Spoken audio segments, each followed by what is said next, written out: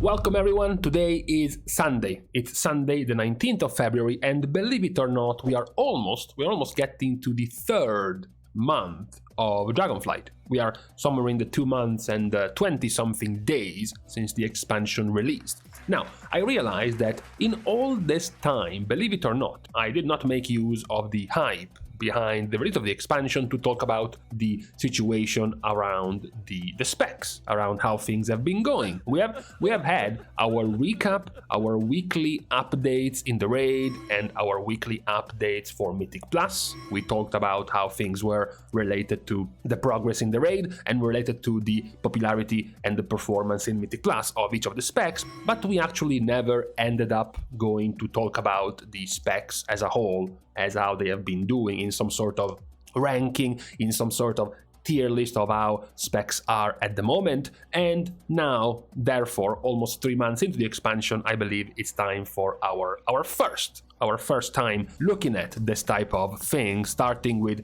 the Melee DPS. We start with the Melee DPS because, of course, as we mentioned multiple times by now, they have been the more and the better performing role in both Mythic Plus and the raid, compared to the ranged DPS. So we are obviously starting with them.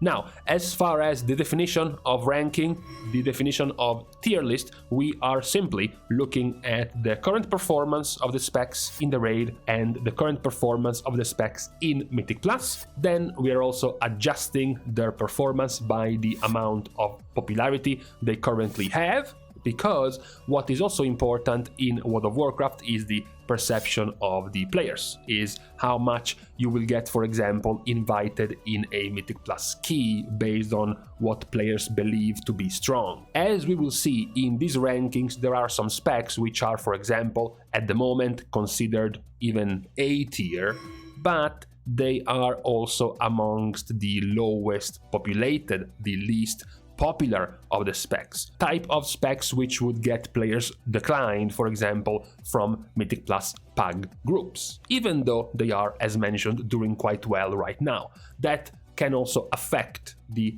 perception of how powerful a spec is. For example, the premise is now done, which means Survival Hunter is at the bottom. There is the start of the ranking. At the moment, as for Melee DPS, the worst of the Melee DPS, the type of spec that you should kind of avoid at all costs, even if you are the hipsterest of the hipster players wanting to play the edgy, underplayed spec, just don't go over Survival. Even if Survival at the moment is showing up somewhere in the middle of performance in the raid, does not matter. It is still dead last by large margins in terms of popularity in the raid. In Mythic Plus, not only it's one of the least played specs, it is also one of the least performing specs as well. So basically, they are just losing out on all fronts as far as melees are concerned, which is why we should leave them where they already are. One tier above, but not doing too much better, is Frost, Death Knight, and Assassination Rogue. So here's the logic behind this situation. While similar to Survival, Frost Death Knight is actually not doing that bad in the raid in terms of performance. They have been, most of the time in this tier, hovering around middle of the pack. At the moment, they are even towards the top half of the raid. Meanwhile, Assassination started very well in the raid, was even in the top 10 for a bit, and now it has plummeted down to the bottom of the rankings for performance in the raid. The problem is, as I mentioned before, something that could change the rankings of specs. Nobody plays them.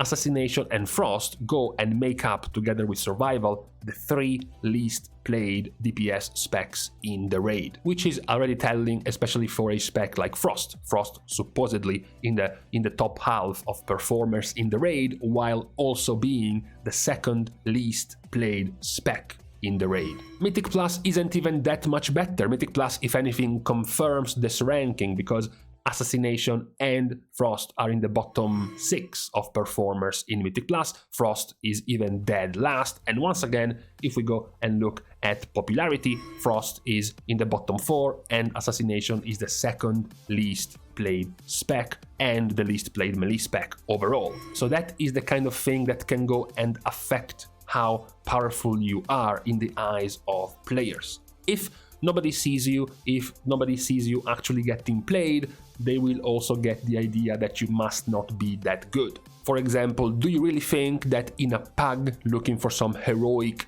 kills in the raid or even some mythic raiding pugs, people are going to invite Frost Death Knights over inviting Balanced Druids, or inviting Arcane Mages, or inviting Demo Warlocks? I will have you know that these three specs are all doing worse than Frost Death Knights at the moment, yet all of these three specs are still going to be invited more than a Frost Death Knight. Why? Well, maybe because there are 8 times more Demolock players than there are Frost DK players, and everybody believes that Frost is kind of shit, and nobody really cares too much about Frost at the moment. That's also part of the reason why we leave Frost DK so low towards the bottom of this ranking. Now, after the slums of the D and the C tier, we start getting in the middle of the pack, and in the middle of the pack we find Unholy and Feral and Retribution Paladin, although for different reasons.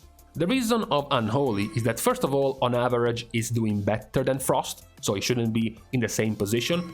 In the raid they have been at a roughly similar middle of the pack level, while in Mythic Plus Unholy has been doing quite better than Frost. The reason why Unholy simply gains more of a value compared to Frost is because it's just much more popular. Unholy on average is 5 times more popular in Mythic Plus than Frost, and about 6 times more popular than Frost in the raid. So not only is doing slightly better than Frost in Mythic Plus, especially, it's also way more popular. So it's gonna be way more accepted by the rest of the player base. It's more of a normal view, a normal sight as a spec. So it just gets more recognition compared to its brother spec. Feral, on the other hand, is a little bit different, because Feral is doing better. Not only is Feral doing comparatively even in Mythic Plus, slightly better if anything, it's also doing even better, considerably better, in the raid than a Death Knight. However, the reason why in the end they still end up somewhere in the middle of the pack together, you might have guessed it, is because of the stigma around Feral. The fact that despite the improvements of Feral, even more so in this expansion, they are still quite the underplayed spec. There are still quite a few players playing Feral. Feral is in the bottom 7 of DPS picks in the raid. Feral is still in the bottom 8 I believe, of DPS players in Mythic Plus as well.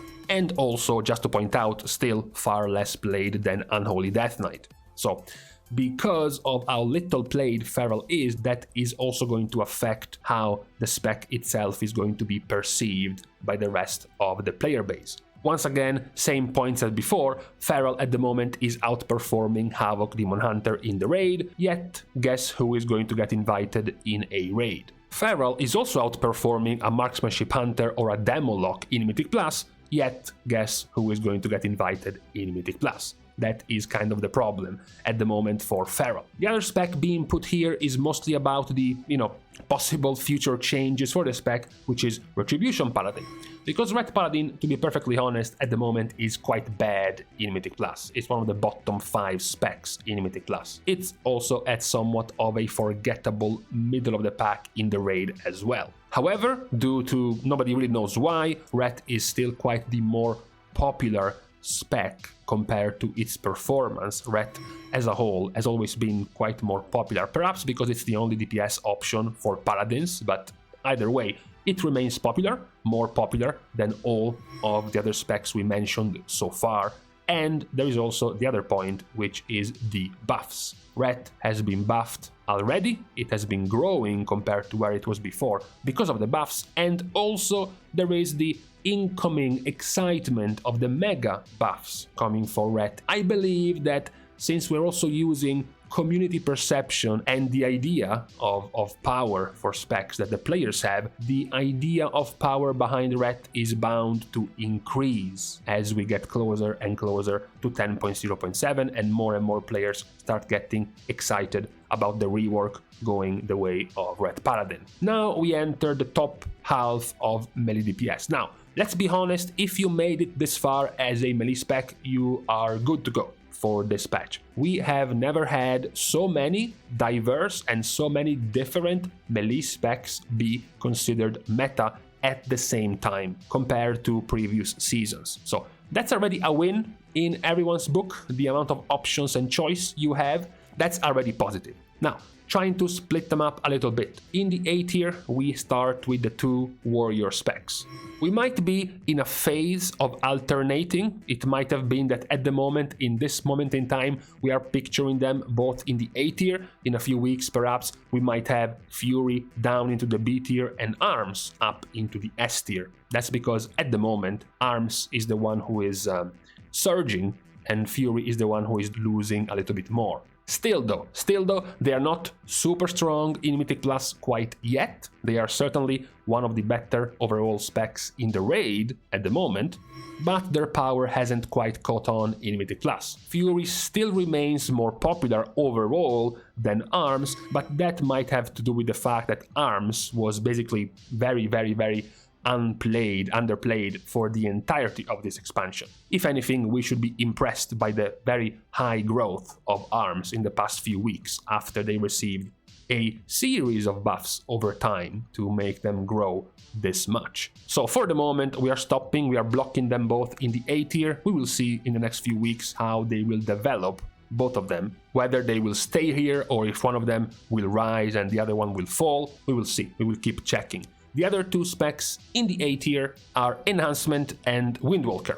Now this has to do primarily with the fact that Enhancement has gotten a very impressive facelift. Enhancement was in a position similar, perhaps not nearly as bad, okay, I will admit, but similar to Feral, similar to Survival, similar to Elemental, even Frost Decay. So the spec that was not very popular, not very meta, basically ever, not many players cared for Enhancement. Ever since they were given Wind Fury back in Shadowlands, they have kept, creeping up, getting more and more accepted by the wider player base, getting more and more of starting to become more and more of a common sight around pugs, around groups and raids, and now, in this expansion, they have been doing even better. So, we have gotten to the point where Enhancement is surprisingly the 4th most popular spec in Mythic Raiding, which is very impressive. And even more so is the 6th more popular spec in Mythic Plus keys, which is also quite impressive. Shaman has never been one of the more popular classes overall, so it's quite impressive to see Enhancement do so well.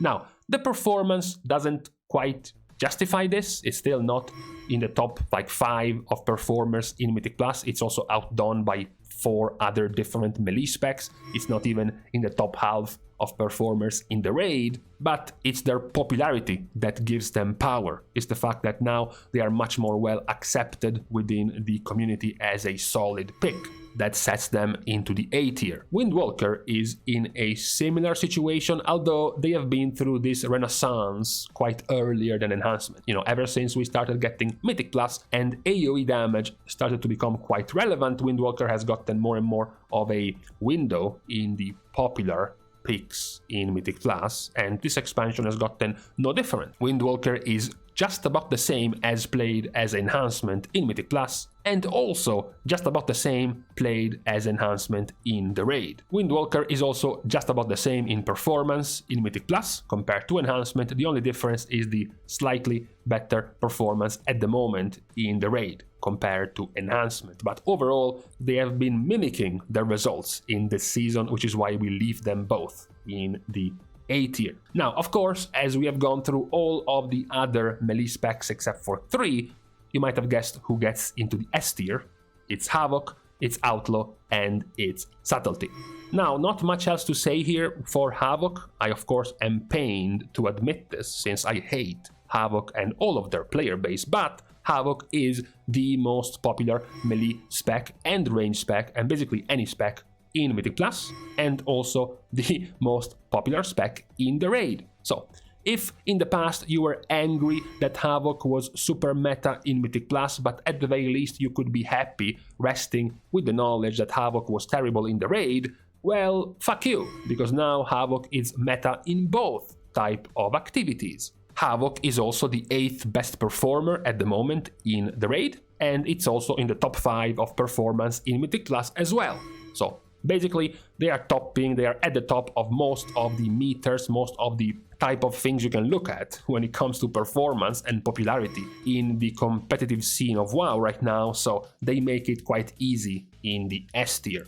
The only debate was what to do with these two rogues, because if you look at the results, once again, if there are two specs outdoing Havoc in terms of performance in Mythic class, that's Subtlety and that's Outlaw. If there are also two specs outdoing Havoc in the raid, that's Subtlety and that's Outlaw.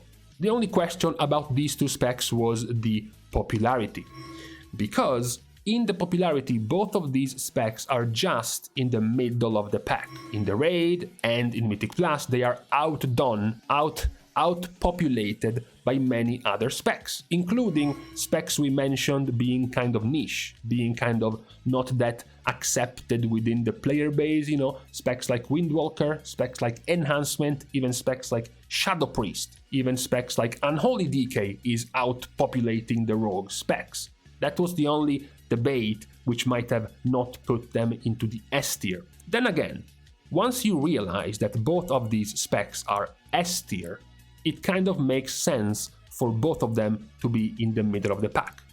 Because Unholy is there because nobody is playing Frost. Shadow Priest is there because it's the only DPS spec and it's also very strong.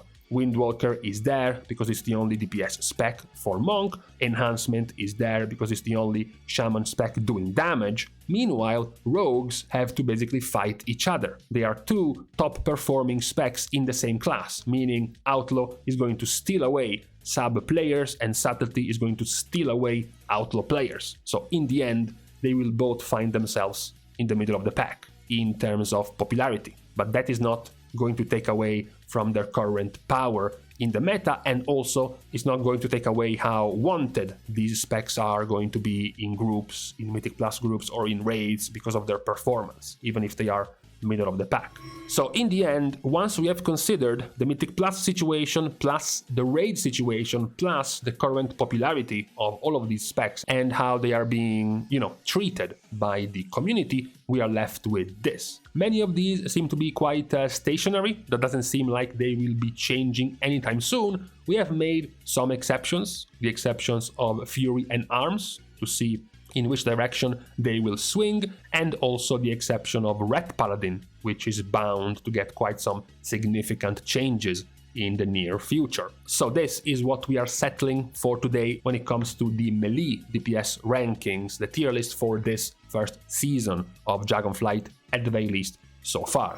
So with this out of the way, and with, I believe, what will come tomorrow, which will be the other part of the DPS, of course, being the range DPS, we can leave each other on this Sunday. Thanks, of course, as usual. We start our goodbyes by thanking all of my Patreon supporters, and we thank them, of course, for the support and the contribution to this YouTube channel. You can do more, of course, doing it completely for free, liking and commenting down below, as well as subscribing to the channel itself. Other ways to support would be to follow me on Twitter, right over at this link, as well as follow me on my stream on Twitch, which are all still, luckily, free ways to support. With this out of the way, thank you guys again for watching, see you guys soon, and in the meantime, I don't know, man, it seems too weird to see Red buffed and suddenly become S tier. I think something will come in the way and the Red dream will be burned.